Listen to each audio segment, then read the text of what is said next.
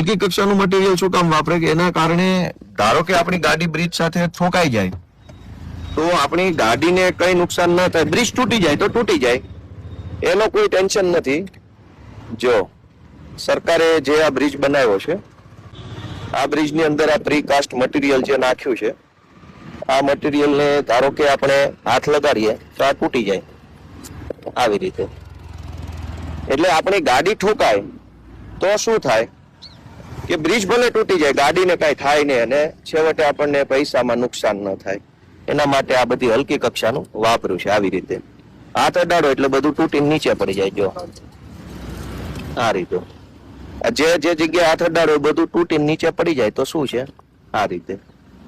એટલે શું છે કે આપણી ગાડીને કઈ તકલીફ ન થાય. બ્રિજ તો ભલે તૂટી જાય, જ્યાં હાથ અડાડો એ બધું જ તૂટીને નીચે પડી જાય અને આપણી ગાડીને લો આ તૂટી ગયું.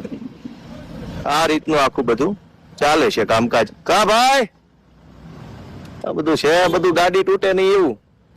તો આ રીતે આવું હલકી કક્ષાનું મટીરિયલ વાપરે અને આપણી ગાડીને કઈ ન થાય એના માટે થઈને સરકાર. શું છે મજામાં? તમે કેમ એટલા બધા ચિંતામાં આવી ગયા? કોન્ટ્રાક્ટરની ચિંતા તમે માથે લઈને ના ફરો મારા વાલા. જો આ બધું આ તૂટી જાય એવું છે. જ્યાં હાથ અડાડો એ બ્રિજ આખો તૂટી જાય એમ છે. અહીંયા પણ તમે જોશો તો આ રીતે આ બધું તૂટી જાય છે બધું. અને હલકી કક્ષાનું મટીરિયલ એટલે વાપરે કે આપણી ગાડી અહીંયા ઠોકાઈ જાય તો ક્યાંય પણ આપણને ગાડીને નુકસાન ન થાય. અહીંયા તમે જોઈ શકો છો આ હલકી કક્ષાનું છે, હાથ અડાડવાથી તૂટી જાય.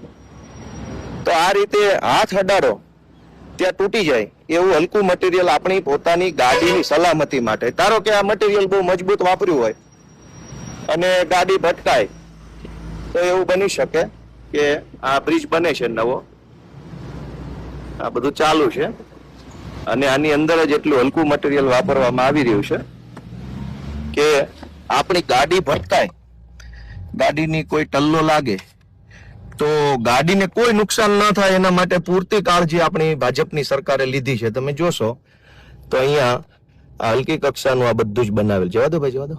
આ હલકી કક્ષાનું બધું બનાવ્યું છે અહીંયા.